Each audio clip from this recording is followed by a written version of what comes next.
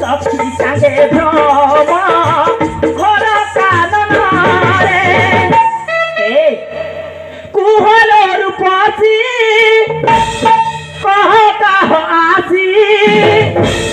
कुहल रूपसी कह कह आसी स्वर्गदेव कन्या देखुती पताल रे स्वर्गदेव कन्या देखुती पताल रे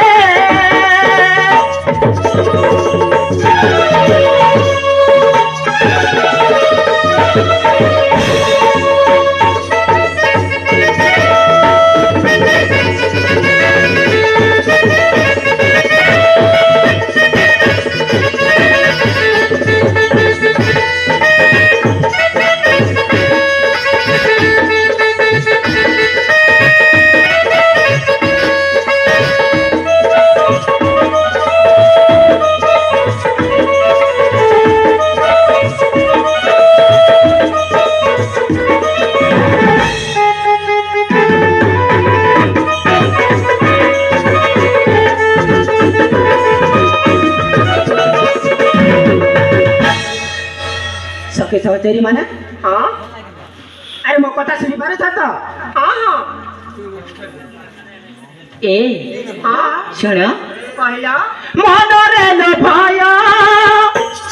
नहीं कि तुम्हारी ओनाइया कृष्ण सरग सुंदरी ओ ओनाइया कृष्ण सरग सुंदरी ए कह काह आसी भेटिल रूपसी कह काह आसी भेटिल रूपसी शिवा पथहरा पति कथरे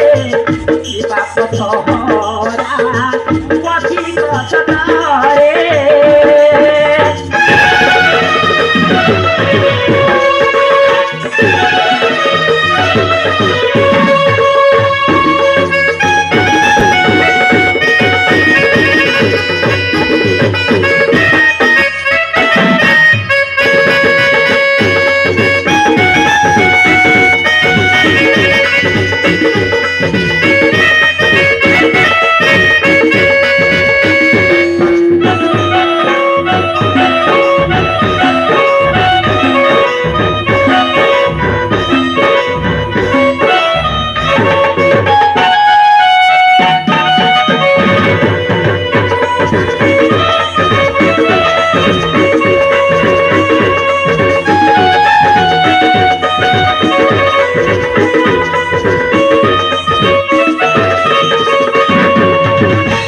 राजकुमारी अरे बापा को देखा कुह का दुहिता किए सीता माता कही जताने धन्य से विधाता हो कही जताने धन्य से विधाता केउ राज घर कि नाम तुम्हारा केउ राज घर